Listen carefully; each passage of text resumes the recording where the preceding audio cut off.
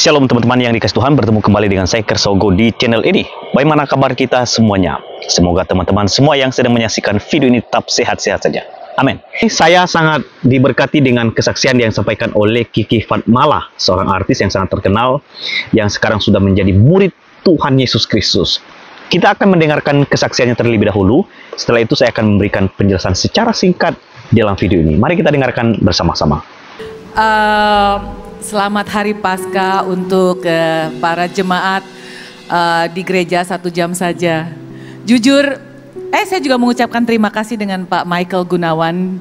Saya diberi kesempatan hari ini untuk, ini pertama kali seumur hidup saya ada di atas stage seperti ini di depan jemaat. Mau jujur, saya nervous, saya ada rasa takut, tapi semua memang seperti Pak Pendeta bilang tidak kebetulan, ini semua seizin Tuhan. Ya, saya di sini mau memberi kesaksian kebaikan Tuhan dalam hidup saya. Tahun 2014 saya main ke rumah temen, terus pada saat itu saya lagi banyak problem, banyak masalah untuk keluarga. Saya dengerin lagu, waktu itu saya nggak ngerti lagu rohani, saya nggak ngerti. Tapi saya dengerin lagu di rumah dia itu yang bikin saya kok bisa nangis. Gak tau, air mata saya keluar terus sampai gak bisa stop. Terus saya dengerin terus pujian-pujian penyembahan lagu-lagu rohani. Terus ini singkat cerita aja biar nggak terlalu lama ya. Terus saya bilang sama teman saya gini, ini lagu apa ya? Terus teman saya bilang ini lagu rohani. Terus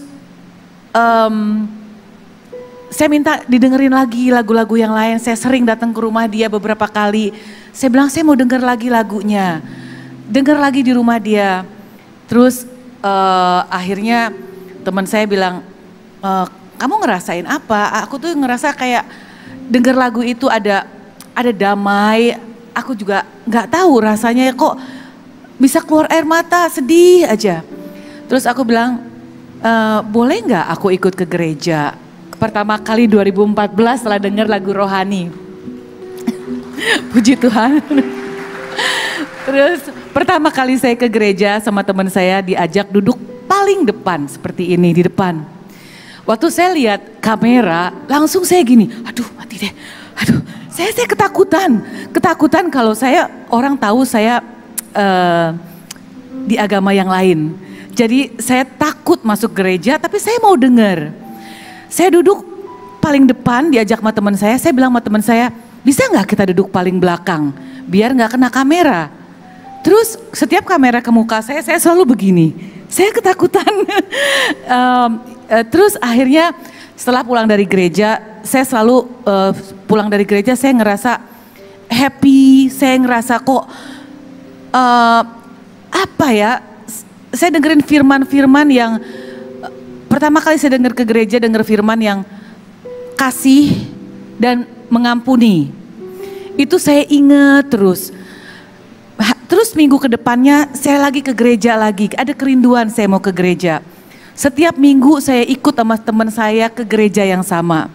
Tapi saya duduknya paling belakang karena saya nggak mau dilihatin ada kamera. Terus dengan berjalannya waktu saya ngerasa ada damai sejahtera kalau saya pulang dari gereja. Udah singkat cerita, kemarin corona ya, lagi corona, gereja tutup. Gereja tutup, saya tetap ada kerinduan untuk beribadah. Saya selalu dengerin ibadah online setiap hari, Pak Michael Gunawan, setiap jam 8 malam. Jadi saya kenal Pak Michael Gunawan dari YouTube sebelum saya kesini. Ya, terus setelah itu saya dengerin banyak ibadah online. Saya ada kerinduan dalam hati saya. Tuhan tuh sangat baik sama saya. Kalau saya pergi ke gereja, saya tidak minta apa-apa. Saya tidak pernah minta mau ini, mau itu, enggak. Saya hanya mengucap syukur kebaikan Tuhan dalam hidup saya. Terus ada kerinduan. Suami saya juga bukan di agama Kristen. dia Buddhis. Ya, saya ada kerinduan, saya pengen sekali bisa beribadah bareng-bareng sama dia. Atau kalau saya dengerin ibadah online, kita bisa sama-sama gitu.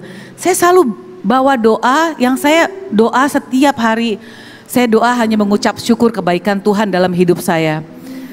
Dan kesehatan, berkat yang gak ada henti-hentinya sampai sekarang, hanya mengucap syukur.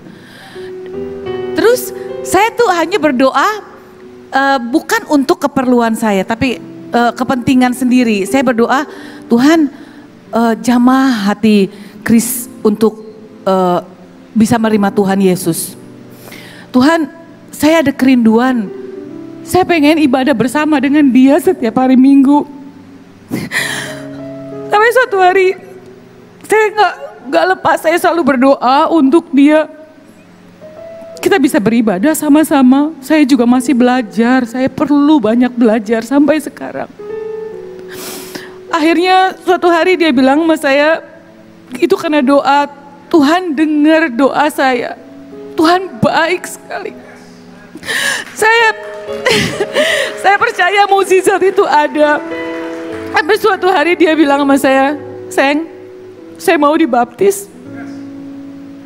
Saya cari tempat-tempat untuk dia dibaptis. Semua gereja lagi corona, tapi nggak ada yang mau baptis karena sedang corona. Tapi Tuhan baik, ada aja jalan. Ada teman, akhirnya singkat cerita, suami saya dibaptis dan menerima Tuhan Yesus lahir baru, amin. Oke teman-teman yang dikasih Tuhan, demikianlah kesaksian yang sangat luar biasa yang disampaikan oleh Kiki Fatmala mengenai keyakinan dan juga alasan dia sampai dibaptis untuk menjadi murid Tuhan Yesus Kristus. Saya percaya seperti apa yang dikatakan di dalam Yohanes pasal 3 ayat yang ke-36. Barang siapa percaya kepada anak, ia akan memperoleh hidup yang kekal. Tapi barang siapa tidak taat kepada anak, ia tidak akan melihat hidup, melainkan murka Allah tetap ada di atasnya. Setiap orang yang mengaku bahwa Yesus Kristus adalah Tuhan, maka dia pasti akan diselamatkan. Saya bersyukur karena melihat orang-orang yang sudah mengasihi Tuhan, yang memberi diri untuk dibaptis sehingga menjadi murid Tuhan Yesus Kristus. Kiranya kesaksian ini boleh menjadi berkat bagi saudara dan juga terus membuat kita semakin mengasihi Tuhan yang telah mengasihi kita dengan sempurna. Tuhan memberkati kita semua. Sampai ketemu di video selanjutnya. Shalom.